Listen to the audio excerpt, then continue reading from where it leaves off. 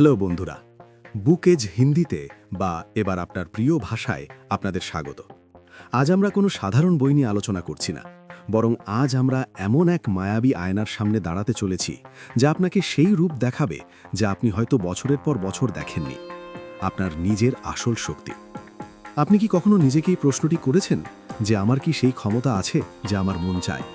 মাঝে মধ্যে মনে হয় না যেন পুরো পৃথিবী একটা বুলেট ট্রেনের গতিতে এগিয়ে চলেছে, আর আমরা সেই পুরনো স্টেশনেই দাঁড়িয়ে আছি, হাতে নিজেদের ব্যর্থতার ঝুলি নিয়ে। মনে তো অনেক স্বপ্ন আছে, কিন্তু যেই কদম বাড়াই ভয়ের এক শীতল ছায়ার সঙ্গে চলতে শুরু করে।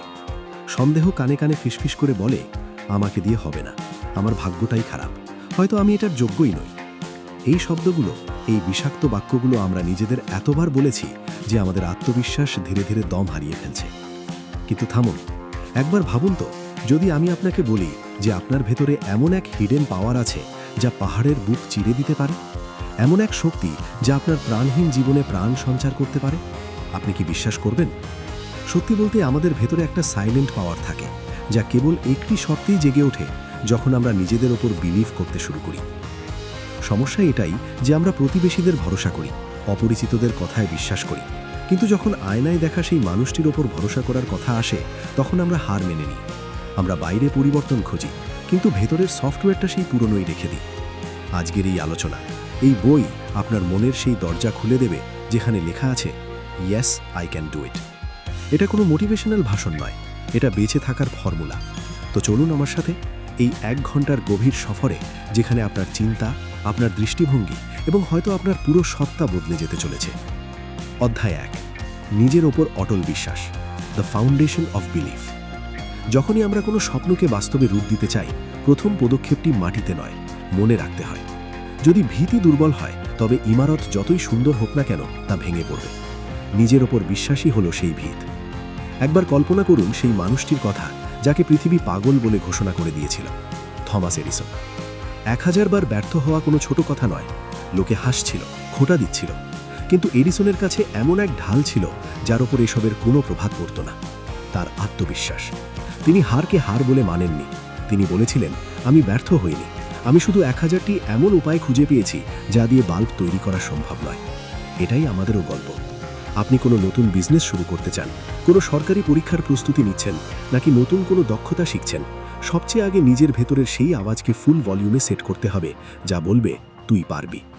বেশিরভাগ মানুষ দৌড় প্রতিযোগিতায় এই কারণে হারে না যে তারা ধীর গতিতে দৌড়ায়, বরং তারা এই কারণে হারে কারণ তারা ভয়ে শুরুর লাইন পর্যন্ত পৌঁছতেই পারে না। আর যারা পৌঁছয় তারা মাঝপথে এই কারণে বসে পড়ে কারণ তাদের মনে হয় তারা যোগ্য নয়। সন্দীপ মাহেশ্বরীর নাম তো নিশ্চয়ই শুনেছেন। এক সাধারণ ছেলে যার ইংরেজি ছিল ভাঙাচোরা, যে ইন্টারভিউতে বারবার রিজেক্ট হয়েছে। তার কাছে কোনো বড় ডিগ্রি ছিল না, কিন্তু তার কাছে ছিল বিলিভ। আজ সে লাখ লাখ মানুষের কাছে আসার আলো। মনে রাখবেন, যখন আপনি নিজের ওপর ভরসা করবেন, তখনই পৃথিবী আপনার ওপর বাজি ধরতে শুরু করবে। আপনার কনফিডেন্সই আপনার সবচেয়ে বড় সম্পদ। অধ্যায় 2, আত্মবিশ্বাস জন্মগত নয়, তৈরি করা হয়। Developing the skill of confidence. মাঝে মধ্যে আমাদের মনে হয় যে কনফিডেন্স বোধহয় জন্মগত, হয় আপনি এটা নিয়ে জন্মেছেন, না হয় আপনি সারা জীবন অবদমিত থাকবেন। কিন্তু এটা সম্পূর্ণ মিথ্যে। আত্মবিশ্বাস হলো একটা স্কিল, ঠিক যেমন সাইকেল চালানো বা রান্না করা। এটা যে কোনো বয়সে, যে কোনো ব্যাকগ্রাউন্ড থেকে শেখা যায়। আপনি দেখেছেন নিশ্চয়ই, কিছু মানুষ যখন ঘরে ঢোকে তখন পুরো পরিবেশ বদলে যায়। তারা সবচেয়ে বড় লোক নয়, হয়তো সবচেয়ে সুন্দরও নয়, কিন্তু তাদের চোখে একটা চমক থাকে। সেই চমক আসে সেলফ ট্রেনিং থেকে। আমরা সারাদিন নিজের সাথে যে কথাগুলো বলি, যাকে আমরা সেলফ টক বলি, সেটাই আমাদের ভবিষ্যতের ছক তৈরি করে। আপনি যদি রোজ বলেন, আমাকে দেখতে ভালো না, লোকে কি ভাববে, আমি তো অ্যাভারেজ, তাহলে আপনার সাবকনশিয়াস মাইন্ড এটাকে সত্যি বলে ধরে নেবে। আর তারপর আপনার বডি ল্যাঙ্গুয়েজ, কথা বলার ধরন, সব কিছু অ্যাভারেজ হয়ে যাবে। বিরাট কোহলির উদাহরণ নিন। শুরুতে তিনি এক সাধারণ তরুণ ক্রিকেটার ছিলেন, খাওয়া দাওয়ায় শৌখিন এবং কিছুটা আনডিসিপ্লিনড। কিন্তু তিনি সিদ্ধান্ত নিলেন যে তাকে সেরা হতে হবে। তিনি নিজের মন ও শরীরকে কঠিন ট্রেনিং দিলেন। প্রতিদিন নিজেকে বললেন যে আমি বিশ্বের শ্রেষ্ঠ খেলোয়াড়। আজ যখন তিনি মাঠে নামেন, তার চলন বলনে যে কনফিডেন্স দেখা যায়, তা বছরের পর বছরের পজিটিভ অ্যাফার্মেশনের ফল। কনফিডেন্স মানে এই নয় যে আপনি সব জানেন। কনফিডেন্স মানে হলো, যদি আমি এটা না জানি, তবে আমি এটা শিখে নেব। এটাই সেই চিন্তা যা আপনাকে ভিড়ের থেকে আলাদা করে দাঁড় করায়। অধ্যায় 3, ভয়ের শৃঙ্খল ভেঙে ফেলা, overcoming the ghost of fear. ভয় এমন এক শব্দ যা আমাদের ডানা মেলার আগেই ডানা কেটে দেয়। ব্যর্থতার ভয়, সমাজের ভয়, একা হয়ে যাওয়ার ভয়। কিন্তু আপনি কি কখনো খেয়াল করেছেন ভয়ের নিজস্ব কোনো অস্তিত্ব নেই? এটা শুধু একটা থট প্যাটার্ন। যেভাবে অন্ধকারের নিজস্ব কোনো অস্তিত্ব নেই, তা শুধু আলোর অভাব, তেমনি ভয় শুধু বিশ্বাসের অভাব। ভয়কে হারানোর জন্য আপনার লড়াই করার প্রয়োজন নেই, শুধু নিজের ভেতরে ফেইথ বা বিশ্বাসের প্রদীপ জ্বালানোর প্রয়োজন। নিজের ভয় মোকাবেলা করার খুব চমৎকার একটা উপায় আছে, সেটা কাগজে লিখে ফেলুন। যখন আমরা আমাদের ভয় লিখে ফেলি, তখন সেই বড় রাক্ষসটাও একটা ছোট মশার মতো মনে হয়। নিজেকে প্রশ্ন করুন, বেশি হলে খারাপ কি হবে? আপনি দেখবেন প্রায়ই উত্তরটি এত সাধারণ হয় যে আপনি নিজেই নিজের ওপর হেসে ফেলবেন। ওপ্রা উইনফ্রের কথা ভাবুন। দারিদ্র্য, লাঞ্ছনা আর বৈষম্যের পাহাড় তার সামনে ছিল। তার ভয় তাকে রোজ ডরাত, কিন্তু তিনি একটা কথা শক্ত করে ধরেছিলেন, আমার সাথে যা ঘটেছে আমি তা নই, আমি সেটা যা আমি হওয়া বেছে নিই। তিনি ভয়ের বদলে বিশ্বাসকে বেছে নিয়েছিলেন। মেন্টাল ডিসিপ্লিন মানে হলো নিজের চিন্তার রিমোট কন্ট্রোল নিজের হাতে নেওয়া। যখনই মন বলবে হবে না, তখন তাকে ধমক দিয়ে বলুন, চুপ করো, আমি চেষ্টা তো করব। মনে রাখবেন, ভয় আর বিশ্বাস দুটোই একই জিনিস চায়, এমন কিছুতে বিশ্বাস করা যা এখনো দেখা যাচ্ছে না। ভয় আপনাকে গর্তে ফেলবে আর বিশ্বাস আপনাকে আকাশে ওড়াবে। সিদ্ধান্ত আপনার। অধ্যায় 4, অবচেতন মনের জাদুকরী শক্তি, আনলকিং ইয়োর সাবকনশিয়াস মাইন্ড। আমাদের জীবনের আসল ইঞ্জিন হলো আমাদের সাবকনশিয়াস মাইন্ড বা অবচেতন মন। আমাদের কনশিয়াস মাইন্ড তো কেবল ড্রাইভার, কিন্তু আসল শক্তি ইঞ্জিনে থাকে।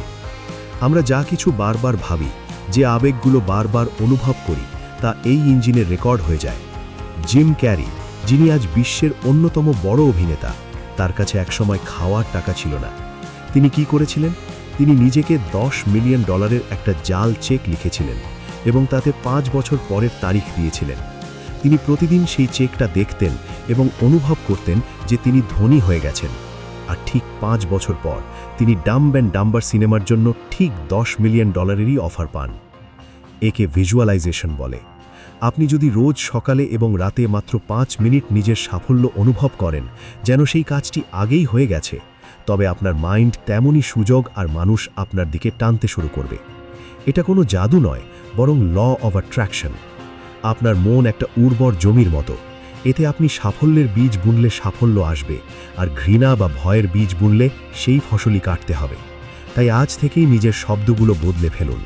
আমি চেষ্টা করব এর জায়গায় আমি করছি বলা শুরু করুন। অধ্যায় 5, নিজের পৃথিবী নিজে বদলান, দ্য পাওয়ার অফ চয়েস।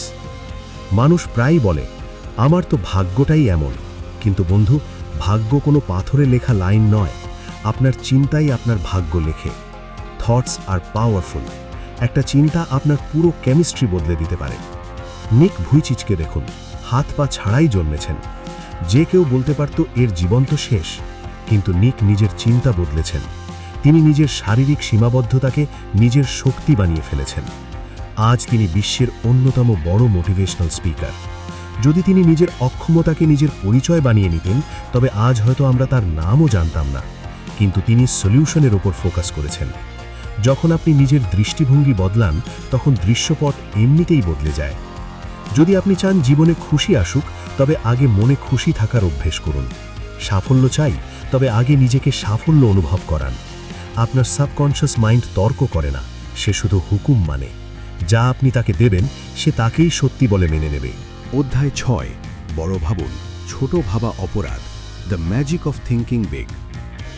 আমরা আমাদের স্বপ্নগুলোকে ছোট করে দিই কেন? যাতে ব্যর্থ হলে দুঃখ না হয়। কিন্তু মনে রাখবেন, ছোট ভাবা ততটাই বিপজ্জনক যতটা ব্যর্থ হওয়া।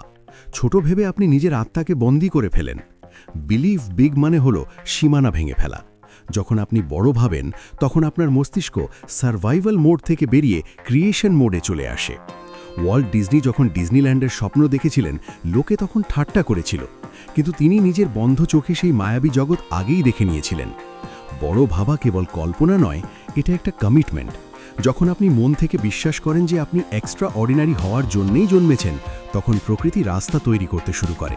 তাই যখন কেউ আপনাকে বলবে প্র্যাকটিক্যাল হও, তখন আপনি তাদের বলুন, আমি প্র্যাকটিক্যাল নয়, লেজেন্ডারি হতে চাই।